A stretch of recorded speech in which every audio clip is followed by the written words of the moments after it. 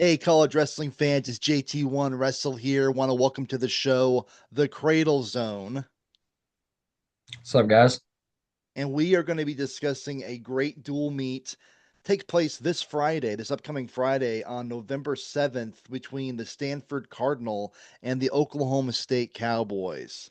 So we're going to go through this match by match, taking a look. We both agreed that this ought to be a fairly fun, decent duel for the first seven weight classes. And then we think starting at 184, 197, and heavyweight, that's when Oklahoma State's really going to show their dominance. But we're going to start things off here at 125 pounds. We have got probably what will be the marquee match of the night. Number 11, Nico Provo, taking on number two, uh, Spratley. And of course, this happens to me in the morning. Name just flew out of my head. First name Spratley, Troy Spratley. I was going to call him Tanner Spratley, so I'm glad I didn't make that mistake. Troy Spratley, a ranked number two in the nation, NCAA Division One, national champion caliber. Here's what I will say though: people may not know this. Provo owns a 6-4 sudden victory over Spratley. And if he wrestles, which we're still not sure if he's going to wrestle or not, but if he wrestles in this duel and he can pull off another win over Spratley, that place is going to come unglued. Yeah, Provo is pretty good in my opinion. I know last year he took a red shirt. He took a red shirt mostly to focus on his freestyle, but I do know he was focusing a lot on folk style. But this offseason, he's looked really, really good in the wrestling room. I know he didn't wrestle against Utah Valley 2 nights ago and they lost surprisingly. But I think I got Spratley winning this one. He just looks really good. He's a national finalist. He's got some good wins. Last year he beat Ramos. He beat Eddie Ventresca. So I think I got Spratley winning this, but I think it's going to be a very close match. So I'd say like 4-3. Yeah, I think it's going to be a great match too, regardless of who ends up winning the match. Obviously, there's a lot more on the line, a greater sense of urgency for Provo to win than there is for Spratley to win. Now, I also want to say this too. You brought up the loss that Stanford recently had to Utah Valley. Let's keep in mind, not only were we missing Provo, but because of the NWCA All Star meet, we were also missing Dan Cardenas and we were also missing Hunter Garvin. Those are big points for the Cardinal right there. Plus, you also had, I'm going to put this in quotation marks, Evans upsetting Valencia, which I'm not really sure if that's as much of an upset on the mat as what it was on paper. I mean, Penn State, if you look over Penn State's roster, even every year for like probably the last 10, 15 years or so, they have a roster that could probably, with their reserves, with their backups, probably place top 25 in the NCAA Division One championships if they were allowed to have two teams participating. So I don't know if I really see that loss of Valencia's to Evans as being all that major of an upset. How do you feel about that?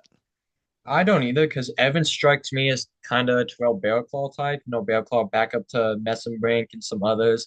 His first year as a starter, and coincidentally, both going to Utah Valley. They're different weights though. But Bearclaw ended up being an All-American, and he looked very, very good during the season. He had some weird losses though. But I think Evans is All-American contender, especially I know Valencia is mostly a freestyle type. But taking out someone young and talented like Aiden Valencia in a match like that was really good. He just had really good moments, had a great mindset coming into this, and he knew he was going to win. Yeah, I definitely agree with you on that. Moving on in the dual meet between Stanford and Oklahoma State, we're now looking at 133 pounds. And two All Americans here. Tyler Knox, number six in the nation right now, versus Richard Figura, number 12 in the nation, was a national champion back in 2024. Now I know, and I'm curious about this. There's actually a lot of people, media people, whatever you want to call us. A lot of people are not big on Figura right now, and you're one of them as well. You don't see him doing all that well this year at either. I personally think that he will, but this is the match right now to let us know where he's at, mentally, emotionally, spiritually, physically, against a guy like Tyler Knox, because how he performs in this match against Knox is going to be a precedence for how he's going to perform the rest of the season. Yeah, so Knox, he's only a sophomore. He had some big wins last year. I know he beat Drake Ayala early in the season, which, Ayala is a two-time finalist. So it was a really good match that came down to the wire. But if Knox is at his A game, if he's 100%, I have him winning this. But Figs, there's a reason he's a former national champ for a reason. He's got some big wins. He's beaten Ayala. He beat Patrick McKee. I know it was technically injury, but he still got that win. And there's a thing called Cowboy Magic and David Taylor. So I wouldn't be surprised if Fix does win this, but I also wouldn't be surprised if he lost it. But I'd say right now I would take Knox in a close battle, call it like 6-5. Yeah, I think these first two matches, however they end up, how they end up at the end, hard telling, but it is going to be a really good match either way. I have a little more faith in Figueroa than what you seem to have, but I also have a lot of faith in Tyler Knox too. I mean, he's. I'm trying to think right now. I don't. Well, Shane Griffith, I guess, if you count the 1 year, was a four-time All-American. But when I say four-time All-American, I'm thinking guys that went to the tournament, wrestled, brought home a medal. I don't know if they've had a four-time All-American in Stanford history that Uh, actually I brought don't, home a medal every season. I don't think they have ever had a four-timer because I think Griffith he transferred Yeah, yeah, somewhere. it's true. Yeah. He transferred, but I think he was a two-time All-American for Stanford because I know he won it 1 year and then he got third, I believe, the next year after that. Yeah, I think you're right about that. Moving on to 141 pounds, we have an unranked Jack Consiglio taking on number 19 Carter Young. I do think this is going to be I mean, obviously the rankings say as well, a win for Oklahoma State, but I think Consiglio can give Young a decent match. I don't see it being a major by any means. I think it'll be a decision, something like a 6-2, 7-3 type kind of win. That's what I'm predicting. Yeah, the problem with Young though is he's got all this talent and potential. He's got these big ones, but then he has these weird losses to people he should dominate, kind of like a Panero Johnson type. I'm not gonna lie, but I will say if Young is at his A game, he'll win this by at least a major decision, in my opinion. You think so? Yeah. Oh yeah, I like Young a lot. He's inconsistent from time to time. I like him as well, and it's not so much a slight on him and what I'm saying. I just think that Consigliero is a little better than unranked. I mean, I don't know. I don't have a problem with him being unranked right now, but I think he'll show that he's better than the UR next to his name. 149 pounds. We got Aiden Valencia, ranked number 22 in the nation, against Casey Swiderski, number 4 in the nation right now. Like we talked about in a video earlier about how just how sharp and poised Swiderski looked at the NWCA All Star meet. And then Valencia, we talked about this, didn't look all that great as he lost to Evans. I'm anxious to see how this one turns out. You think Swiderski can major him? Oh yeah, with the way he looked against McNeil, and he wasn't even, shooting as usual. He just had really good reattacks. If he starts shooting, and Valencia doesn't have the best defense, I think he'll major him. Yeah, I'm anxious to see how it turns out. Sometimes guys start off the season and they have a loss and then suddenly they just, they turn it back on again. So I'm anxious to see if it could be a redemption story for Valencia as well. But that's going to be an awful, awful hard thing to do against a guy like Swiderski. Oh yeah, but upsets can happen. Yesterday we saw Ethan Styles lose twice at the Clarion Open. He lost to Jackson Joy, and Yeah. then he lost to Caleb Titus from SIUE. I tell you what, our first weekend of duels and a bunch of opens and a bunch of invites this year, you know, the season just started for us and there was already just I mean, I counted them like upset after upset after upset after upset. It's just the college wrestling season, it'll make you go nuts when you start analyzing all of the duels and the tournaments going on and how many upsets and it's crazy.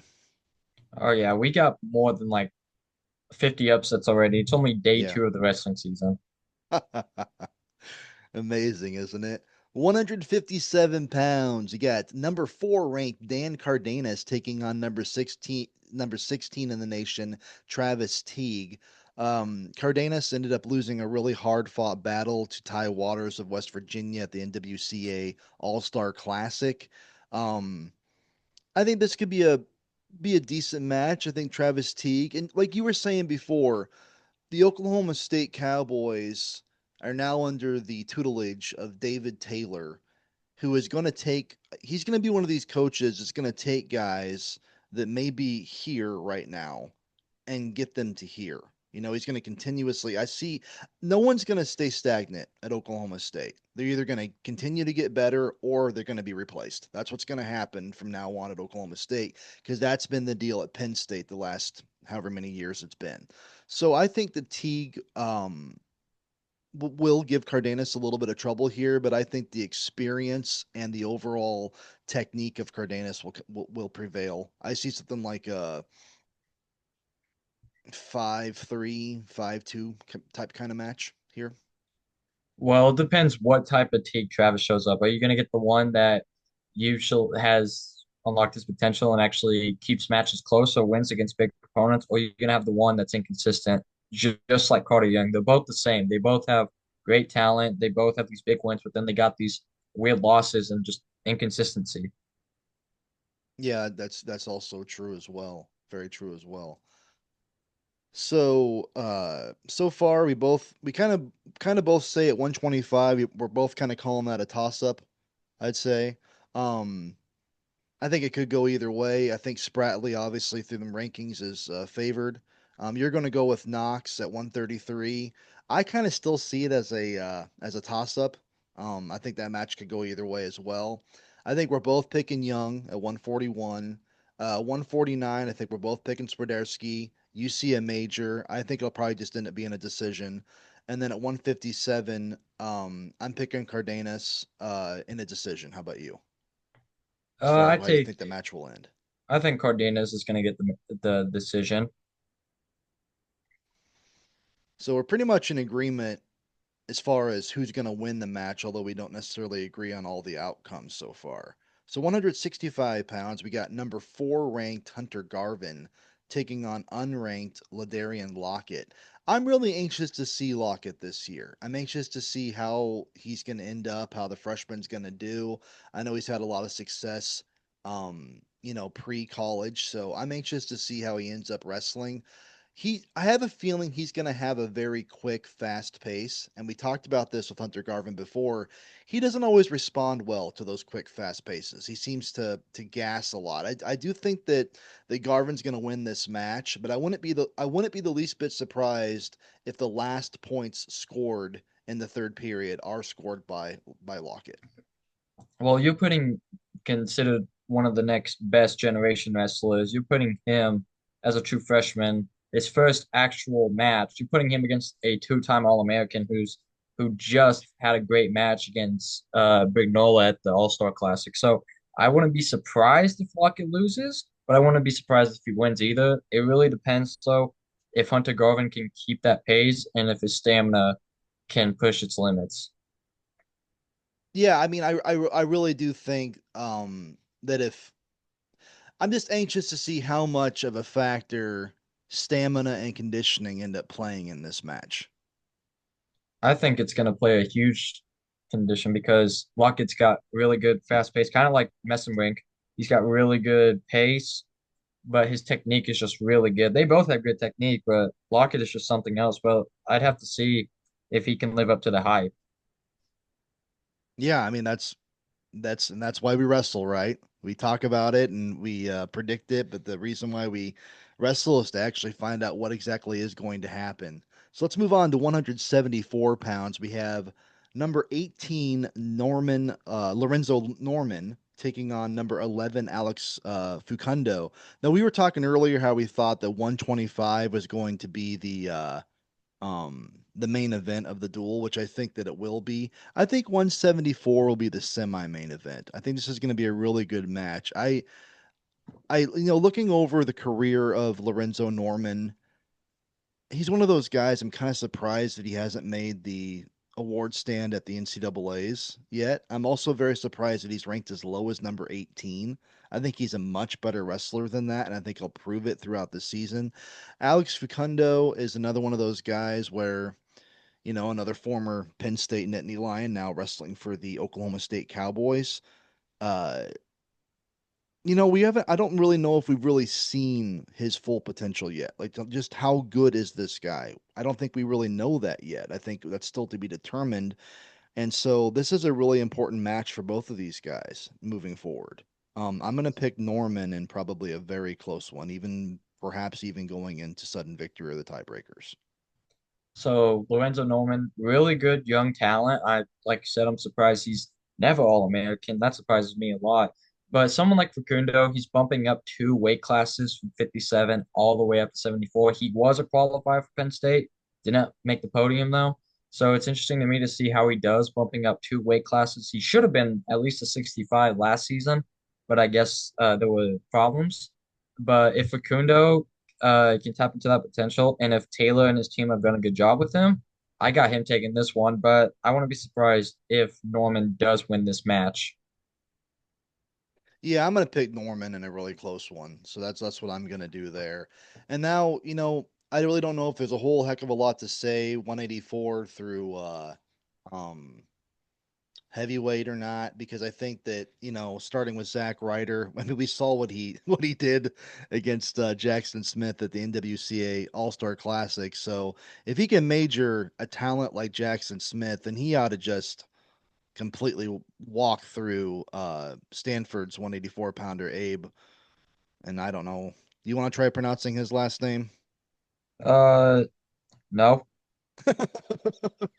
We'll just call him Abe W then. But yeah, I think Ryder's gonna have his way with them. And then I think Cody Merrill, which I don't know, is he gonna be the starter? I mean, he did lose the wrestle off, so you think it'll be Cody Merrill that'll be the starter? You think it might be Ben Maurer?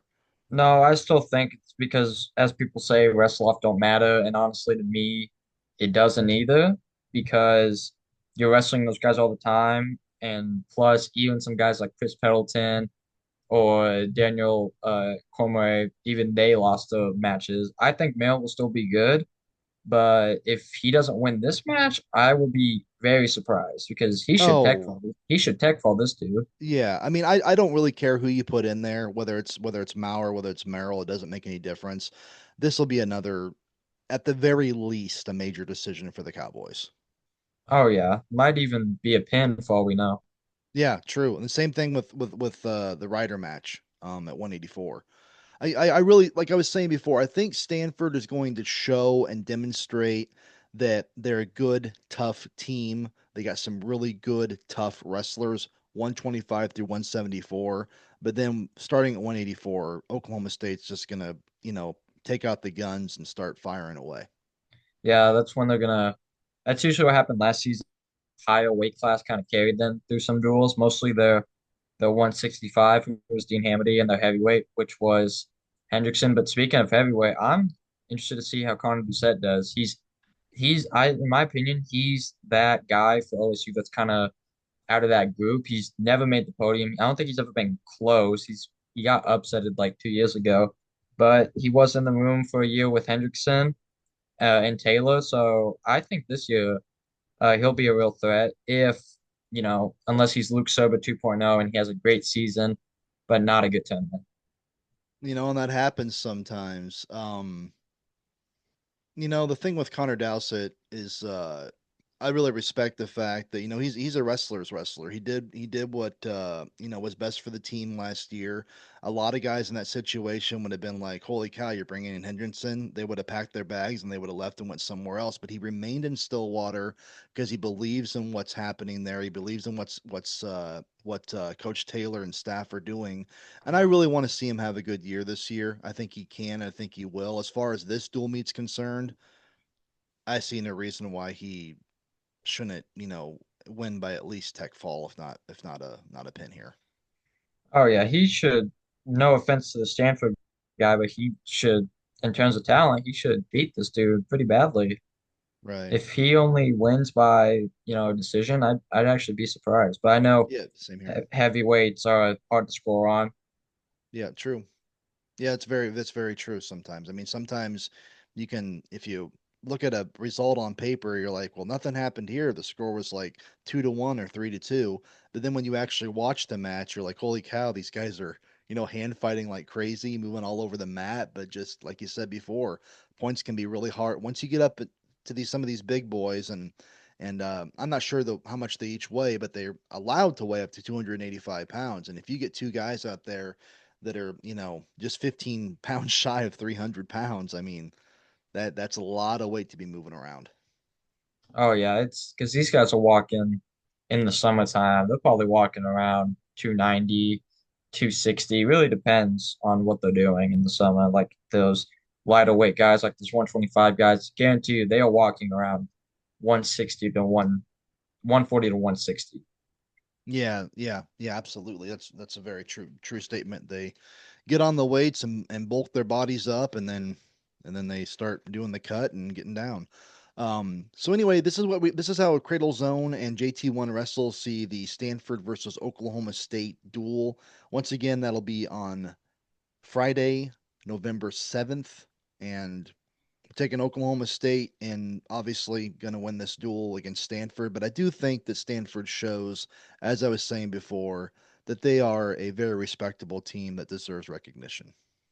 I agree. We didn't see that. I know against Utah Valley, that was a tough loss, but they didn't have the big guys in Provo, Cardenas, or Garvin. We didn't even see Lorenzo Norman, I don't think. Yeah, I don't think he wrestled in the duel either, huh? So yeah, so they technically had four backups in and kept it close with Utah Valley. Yeah, very true. Alrighty, guys. This is JT1 Wrestle for Cradle Zone. Have a good one. You too.